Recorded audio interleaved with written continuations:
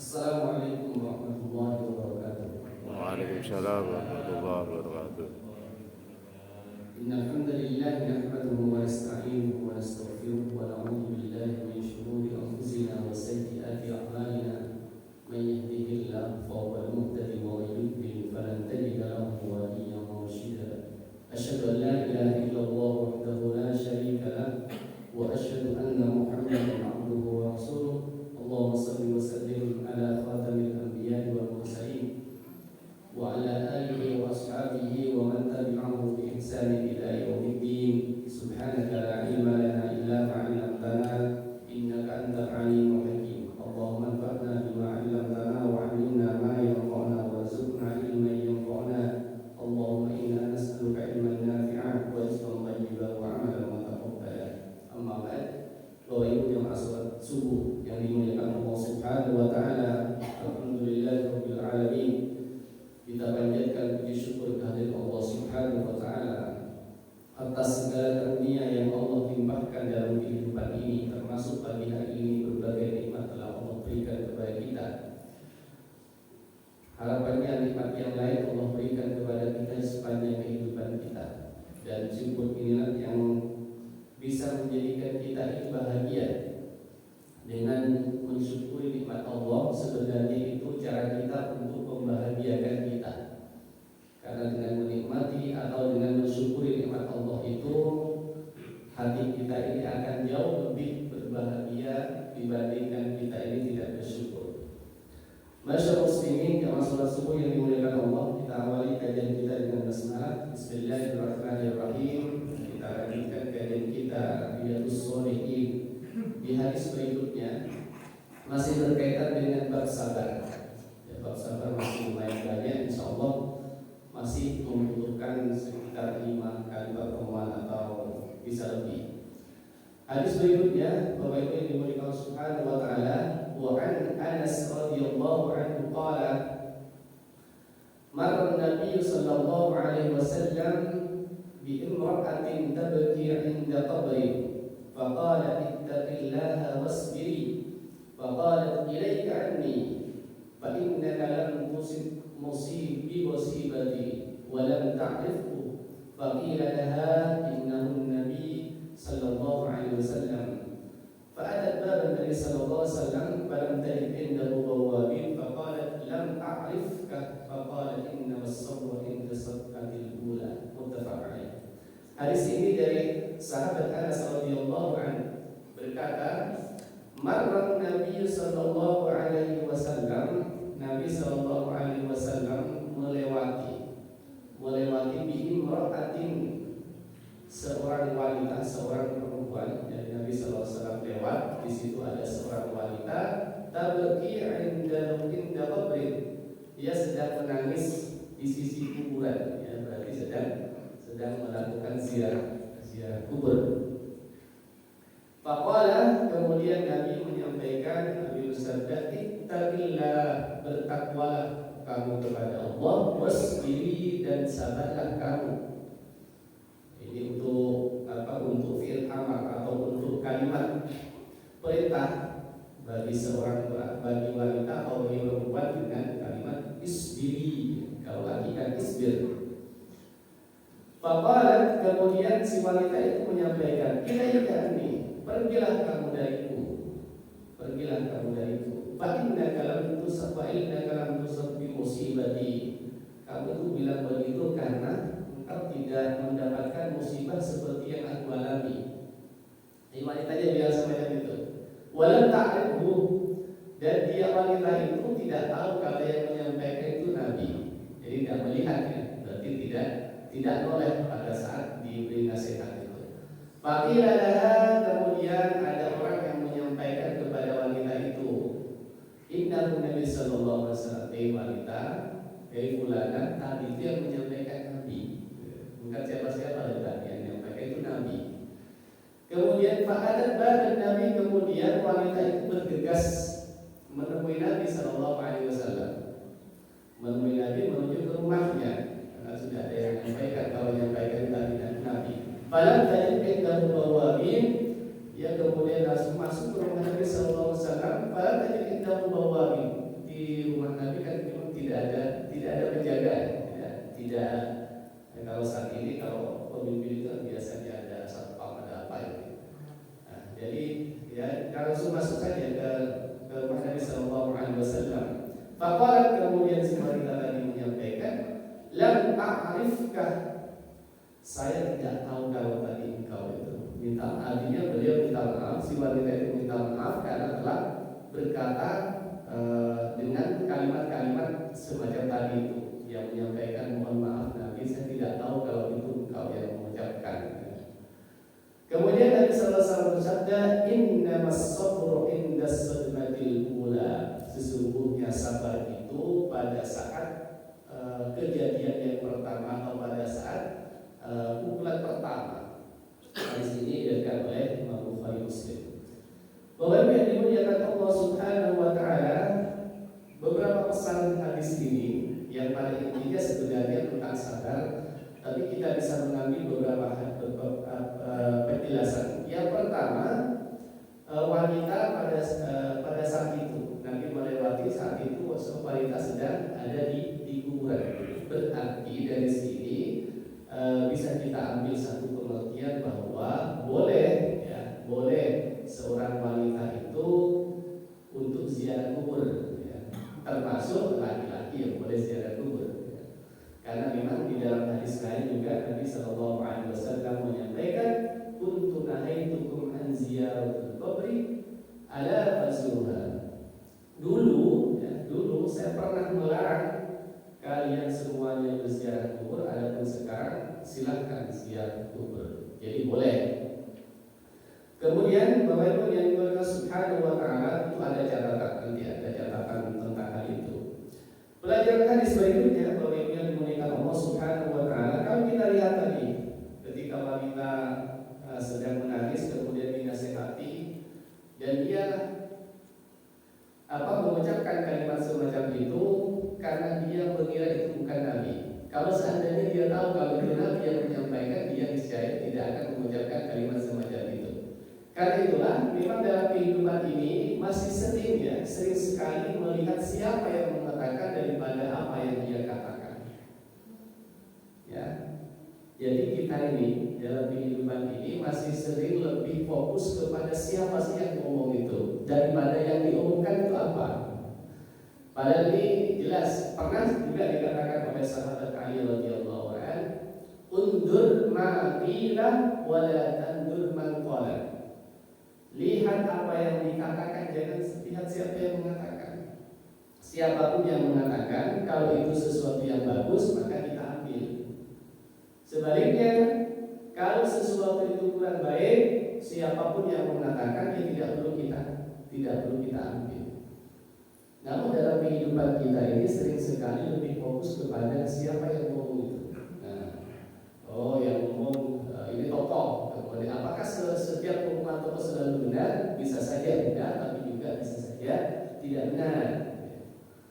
Demikian pula sebaliknya, karena yang menyampaikan itu orang yang mungkin kurang terpandang atau secara usia di bawahnya atau secara pengalaman masih kurang daripadanya dan lain sebagainya, yang dianggap itu tidak sebanding lah dengan keadaan dirinya. Kadang-kadang orang itu masih siapa kamu sampai ngomong semacam itu. Nah ini Bapak Ibu yang dimuliakan Subhanahu wa taala, tentu hal itu tidak diperkenankan dalam kehidupan kita. Selama itu benar, selama itu baik, siapa yang menyampaikan maka itu perlu untuk kita perhatikan dan bahkan perlu untuk kita tidak lanjuti.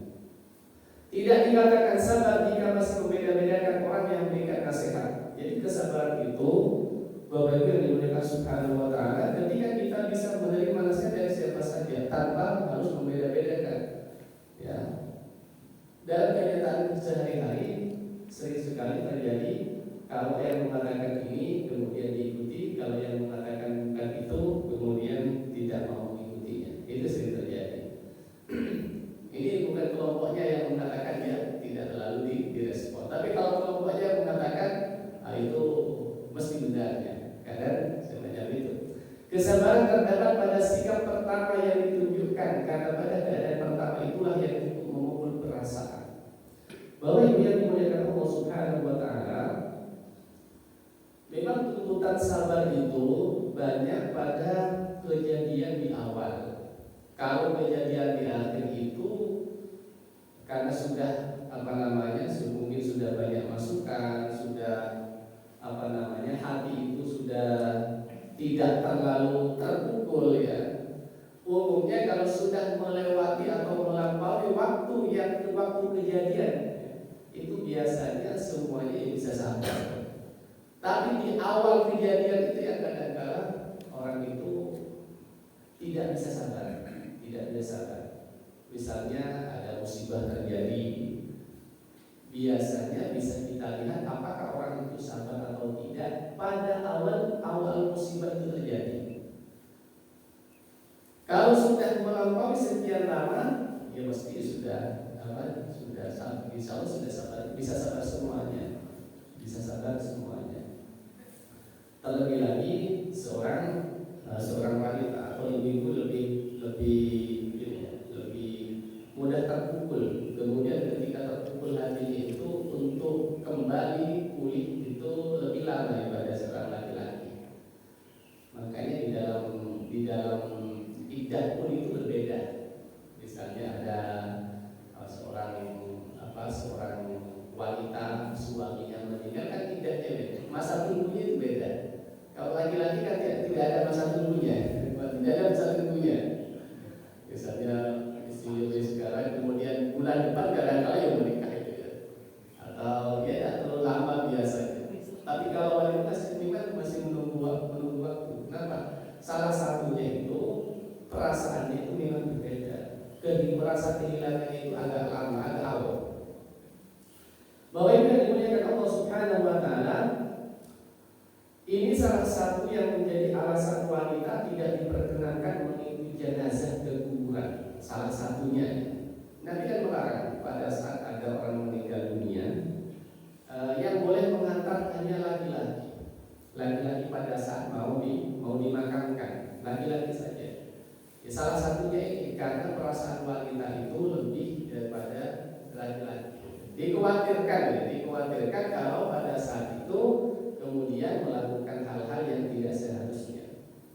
Yang kedua memang menghindari ikhtilat. Ikhtilat itu campur aduknya, campur baunya lagi perempuan. Kan kalau ada orang meninggal dunia kan kadang-kadang diantar bareng-bareng, sudah banyak yang ngantar itu. Kalau semuanya lagi perempuan boleh mengantar, seandainya perempuan juga boleh mengantar, nanti akan terjadi ikhtilat. Ikhtilat itu bercampur bau di situ laki dan perempuan. Dan hikmahnya salah satunya seperti ini. Wanita itu ya, ibu-ibu ya, karena di sini hadisnya berkaitan dengan seorang ibu. Perasaannya itu tidak sama dengan seorang laki-laki. Walaupun mungkin ini kasuistik ya. Bahwa yang benar Subhanahu wa Ta'ala, maka dalam kondisi seorang belum sanggup untuk menjaga mentalnya, saat itu pula tidak perlu untuk berkuat baik mental akidahnya maupun mental emosinya. Ya. Maka di hadis yang tadi yang di awal saya sampaikan, Nabi dulu pernah melarang ya, ziarah kubur. Kenapa dilarang? Kuntu nahaitukum an ziyaratil qabri ala tazuruha. Ada ulama yang mengatakan tentang hadis itu, ketika kondisi seseorang imannya belum siap untuk ke kuburan, maka kondisi itu hadis awal itu masih tetap berlaku. Larangan untuk ke kuburan masih tetap berlaku pada saat seorang itu mentalnya belum siap. Itu dikhawatirkan melakukan hal yang tidak seharusnya atau bahkan minta-minta ke kuburan dan lain sebagainya. Selama belum siap tetap tidak boleh. Ada ulama yang mengatakan semacam itu. Tapi kalau imannya sudah kuat, sudah siap, sudah punya ilmu, maka boleh. Ya alam azruha itu sudah berlaku. Boleh ziarah kubur itu. Baik, itu hadis yang berikutnya. Wa an Abi Hurairah radhiyallahu anhu Nabi Rasulullah sallallahu alaihi wasallam qala yaqulu Allah ta'ala ma li 'abdil mu'min 'indi jazaa'un idza qabattu safiyyatan min ahli dunya summa tasabahu illa al-jannah rawahu Bukhari. Hadis ini dari Abu Hurairah radhiyallahu radhiyallahu anhu bahwasanya Nabi sallallahu alaihi wasallam bersabda, yaqulullahu ta'ala, Allah berfirman. Berarti ini adalah disebut hadis qudsi. Ma li 'abdil mu'min 'indi jazaa'un idza qabat wa safiyyatun min ahli dunya thumma ihtasabahu illa al-jannah. Allah menyampaikan, tidaklah seorang hambaku yang beriman memperoleh pahala dari sisiku jika aku mengambil kembali kekasihnya di penghuni dunia, kemudian dia mengharapkan pahala karenanya, melainkan baginya surga. Bapak Ibu yang dimuliakan Allah Subhanahu wa taala, ini memang salah satu bagian dari balasan untuk orang yang sabar. Ketika salah seorang atau bagian dalam kehidupan kita yang sangat kita sayangi, yang sangat kita cintai, kemudian diambil oleh Allah, kemudian kita bersabar dengan memohon, berdoa kepada Allah agar Allah bisa memberikan pahala yang besar itu. Jadi pada saat musibah terjadi dalam kehidupan kita, memang ada anjuran untuk berdoa kepada Allah salah satunya. Apa yang bisa kita ambil dari hadis ini, Bapak Ibu yang dimuliakan Allah Subhanahu wa taala, tentu sudah menjadi keyakinan kita ini bahwa semuanya itu milik Allah dan semuanya akan diambil oleh pemiliknya, termasuk yang saat ini kita merasa memilikinya. Ya, karena pada hakikatnya kita ini tidak mempunyai kepemilikan mutlak terhadap apapun dalam kehidupan ini. Kepemilikan mutlak itu adalah milik Allah Subhanahu wa taala.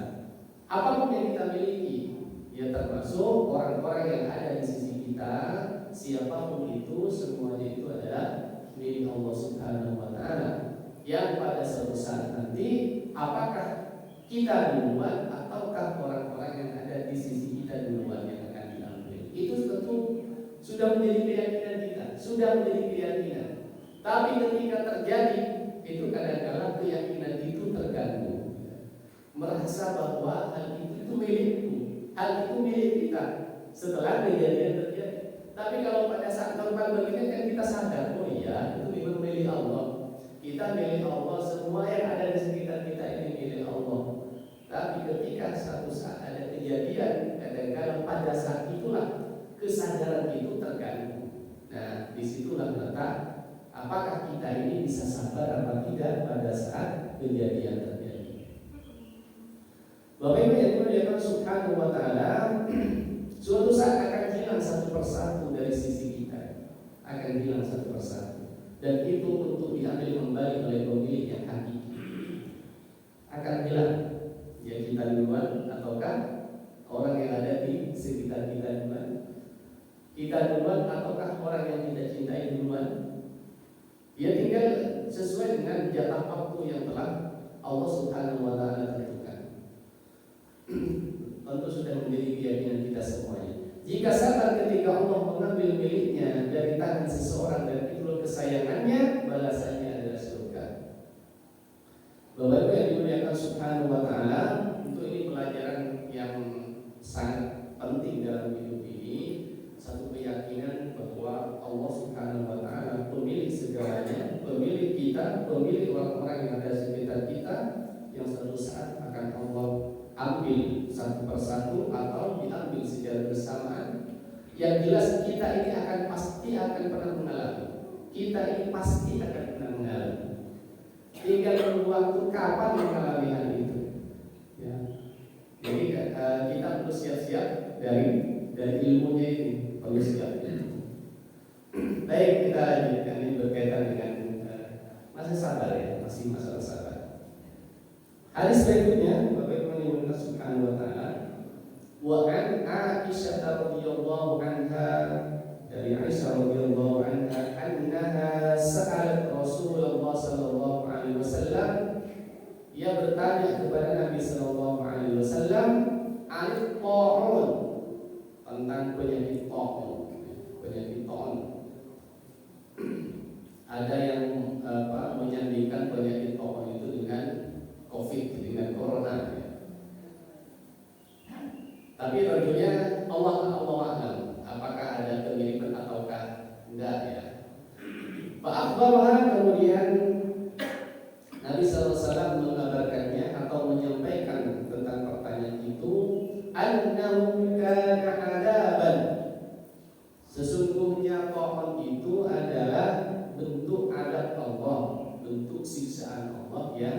Allah berikan. Ya ba'athullah ta'ala, yang Allah utus, ya, Allah utus dia, Allah utus Tuhan itu ala man yasha, terhadap yang Ia kehendaki. Faja'alahu Allah ta'ala rahmatan lil mu'minin. Kemudian Allah Subhanahu wa taala menjadikannya rahmat bagi orang-orang mukmin. Jadi bagi orang mukmin itu sebenarnya apapun yang terjadi itu dari rahmat Allah Subhanahu wa taala.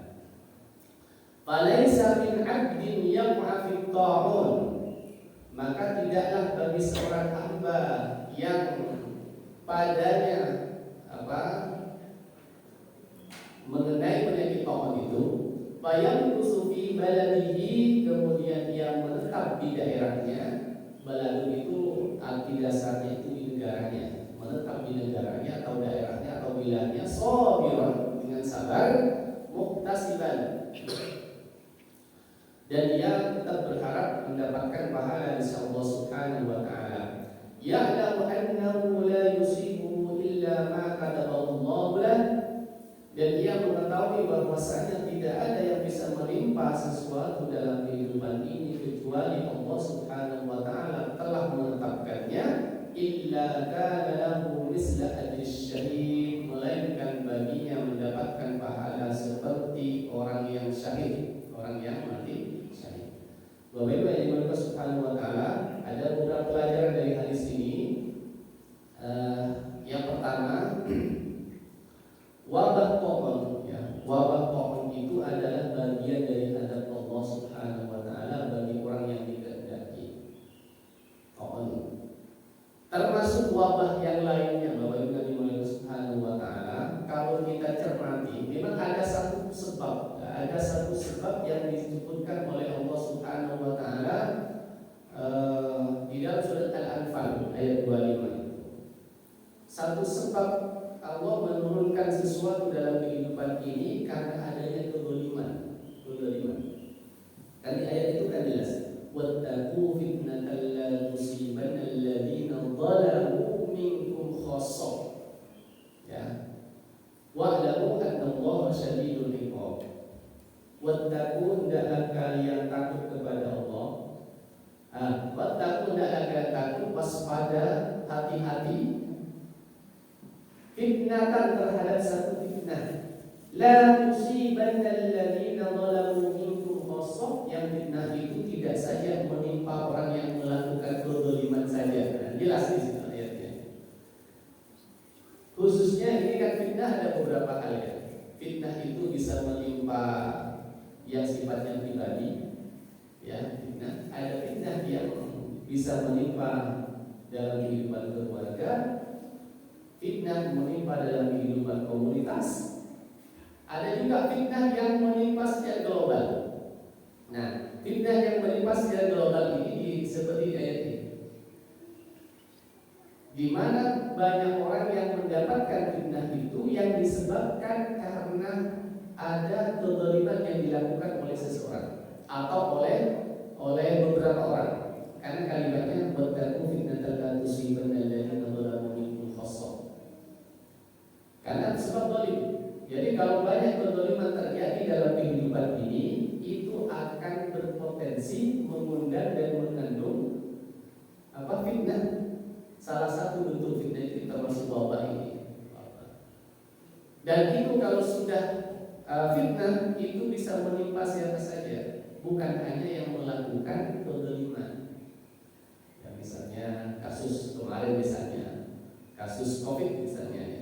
Kan yang terkena itu, bahkan yang sampai meninggal itu, ya tidak selalu melakukan kezaliman.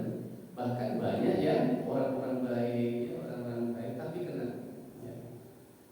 Dan padahal kedatangannya itu jelas karena faktor ada kezaliman itu. Kalau kita lihat dari ayat ini, jelas karena ada kezaliman.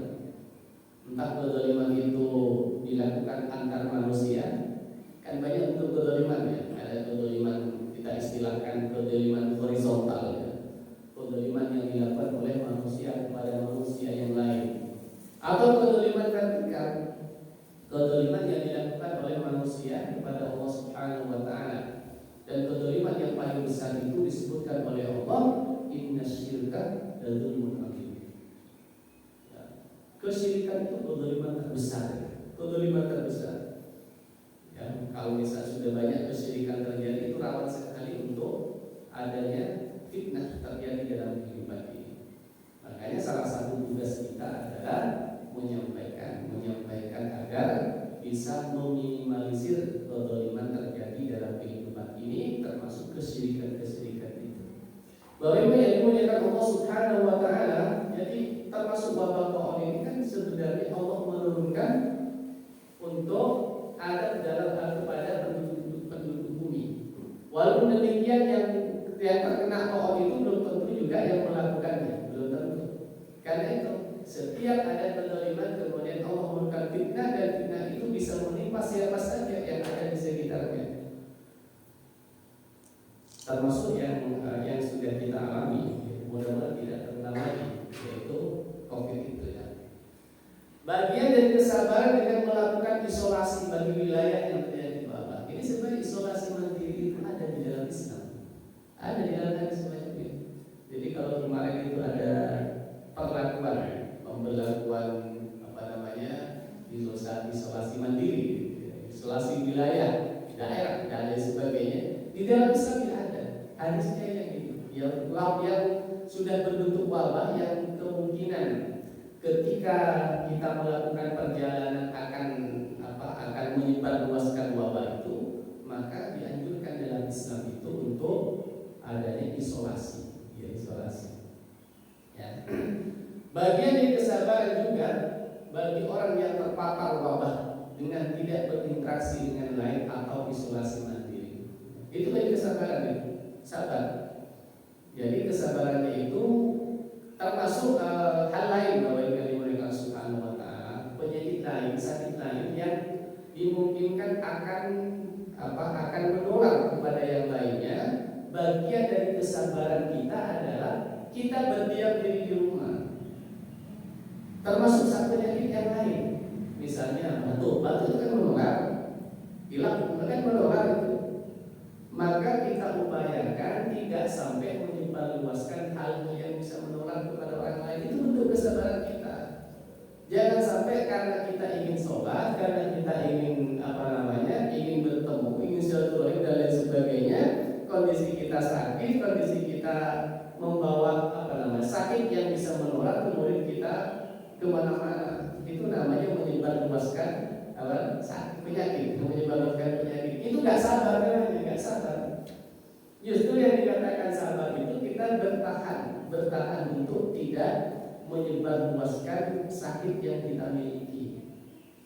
Itu bentuk kesabaran.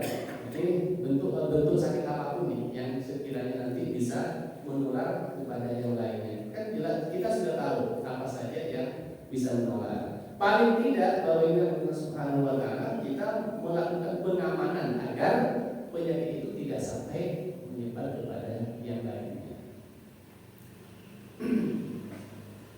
Setiap kita harus mempunyai keyakinan bahwa apapun yang terjadi adalah kehendak Allah. Jelas apapun yang telah terjadi, kita tidak perlu menyalahkan siapa-siapa dan tidak perlu menyalahkan apa-apa. Kalau sudah Allah berkehendak menimpakan sesuatu dalam kehidupan ini, itu ya sudah bagian dari kehendak Allah Subhanahu wa taala. Memang tugas kita ini ikhtiar, Setelah kita ikhtiar, kemudian Allah masih memberikan sesuatu yang mungkin tidak kita harapkan. Jalan satu-satunya kita yakin bahwa Allah sudah berkehendak itu. Sudah kehendak Allah itu, sudah kehendak Allah. Yang penting kita sudah usaha, kita sudah ikhtiar. Yang keliru kalau kita ini tidak ikhtiar. Ya sama misalnya pas musim sakit begitu ya, kita sudah ikhtiar sedemikian rupa, kemudian misalnya kita masih jatuh sakit pada saat itu, maka kita yakin bahwa itu sudah gagal. Tidak perlu menyalahkan siapa-siapa, karena kalau sampai menyalahkan siapa-siapa, itu artinya kita ini masih mengatakan bahwa yang membuat saya sakit orang itu, yang membuat saya sakit dia dan lain sebagainya. Itu berarti tidak yakin bahwa Allah Subhanahu wa taala yang berkehendak. Kalau sudah kita mengatakan bahwa itu bagian dari kehendak Allah Subhanahu wa taala, maka kebergantungan kita kepada Allah semakin tinggi. Kita banyak bermohon kepada Allah Subhanahu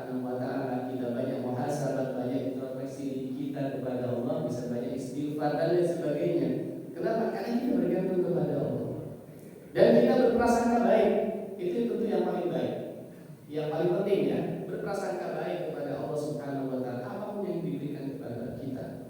Tidak sampai kita marah, ya, tidak sampai marah. Dan ada yang marah, marahnya marah kepada Allah. Allah, ini kenapa saya harus sakit kayak gini? Kenapa tidak yang lain? Itu kan namanya gak fair, ya. Ininya kepada yang lain. Bapak Ibu yang dirahmati Subhanahu Wa Taala, jadi apapun yang telah Allah berikan dalam kehidupan ini ya karena memang Allah punya tujuan khusus kepada kita, punya tujuan. Ketika Allah memberikan sesuatu yang tidak kita harapkan, itu bagian dari sarana bagaimana Allah Subhanahu Wa Taala mengurangi kesalahan-kesalahan kita, mengurangi dosa-dosa kita. Ya, itu cara Allah. Yang penting kita sabar, kita yakin itu dari Allah Subhanahu Wa Taala. Bahkan di dalam hadis yang lain itu sampai sekecil misalnya kita tertusuk jarum pun ya, yang penting kita sabar. Itu bagian cara Allah menghilangkan dosa kita. Misalnya pas kita jahit tertusuk tangan kita itu bagian cara Allah untuk menghilangkan dosa kita. Pas jalan dia kemudian kesandung batu, itu cara Allah untuk menghapus, untuk mengampuni dosa-dosa kita. Yang penting kita sadar, yang penting kita sabar ya, bahwa itu semua sudah ketentuan Allah Subhanahu Wa Taala. Tidak sampai momen-momen itu.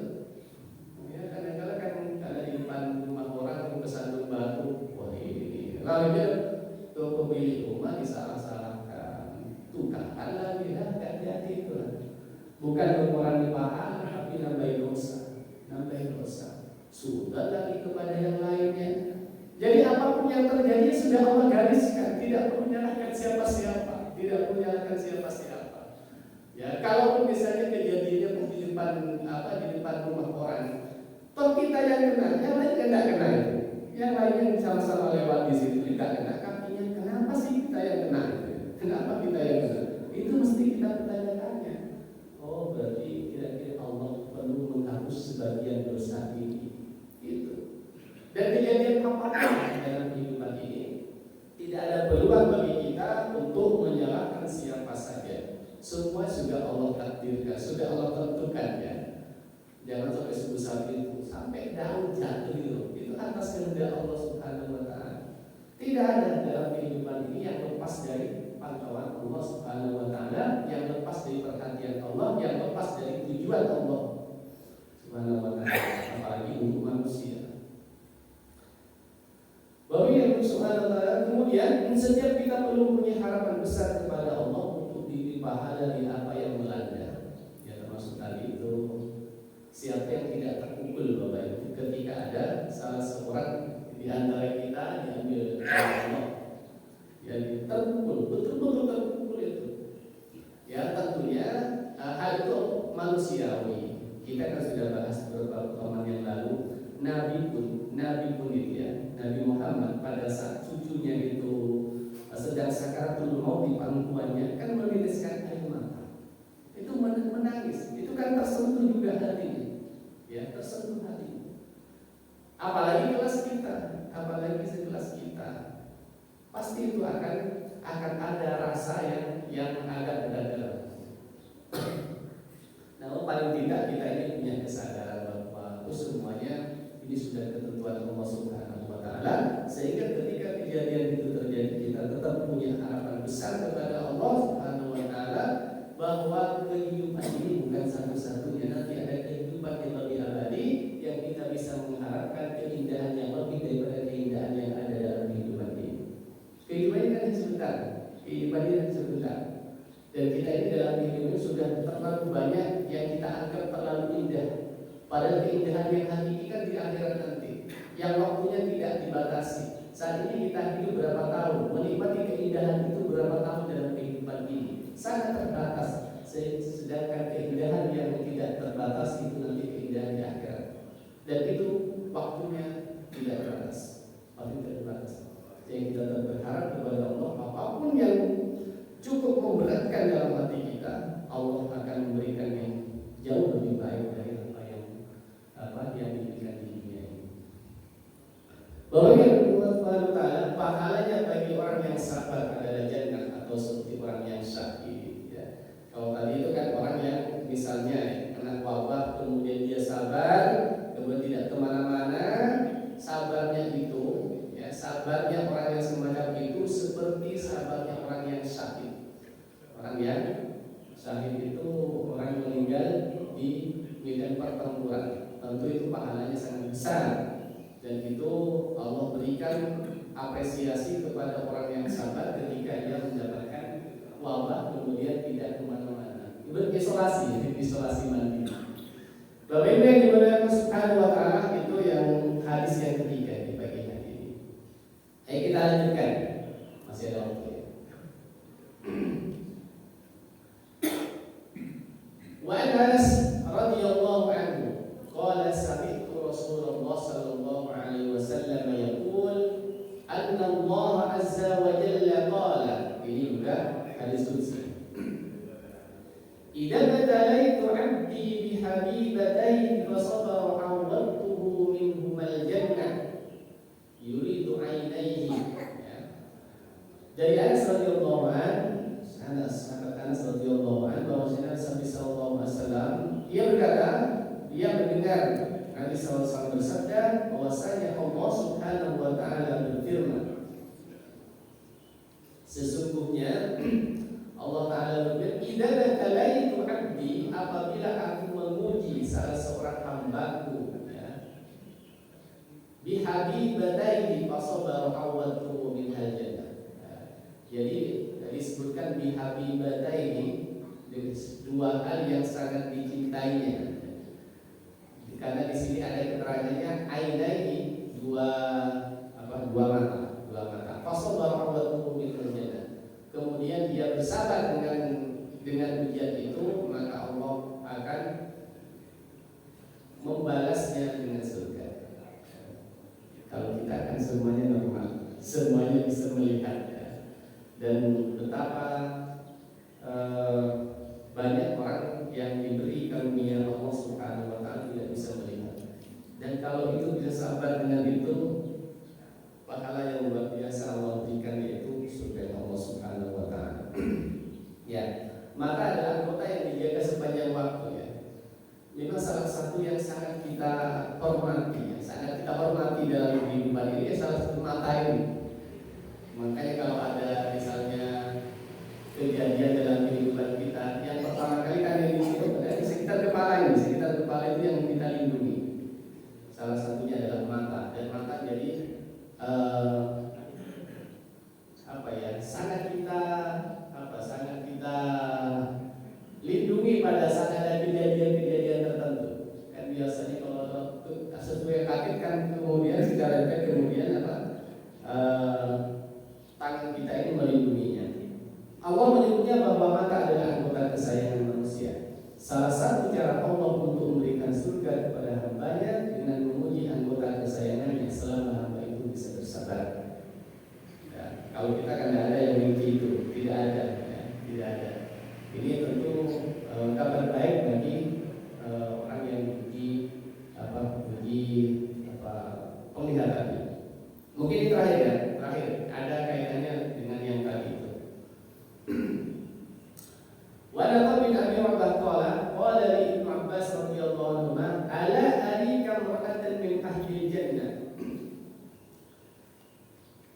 Maukah engkau kutunjukkan kepadamu seorang wanita ahli surga? Jadi kalau ingin tahu wanita ahli surga, ya. Faqultu, kemudian dia menjawab, bala, tentu wahai Rasulullah SAW. Qala hadhihi imra'atus sauda atatin Nabi sallallahu alaihi wasallam faqalat inni usra wa inni akashafu wa Allah ta'ala li qala in syi'ti istabarti wa lakal jannah wa in syi'ti da'watullah ta'ala an yu'afika faqalat asbiru faqalat inni atakashafu wa Allah alla atakashafu wa ta'ala. Muttafaq alaih.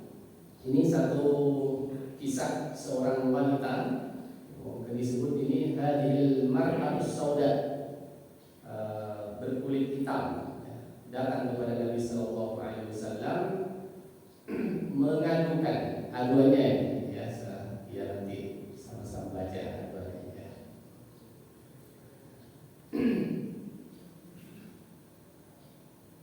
Jadi, wahai Rasul, aku ini biasa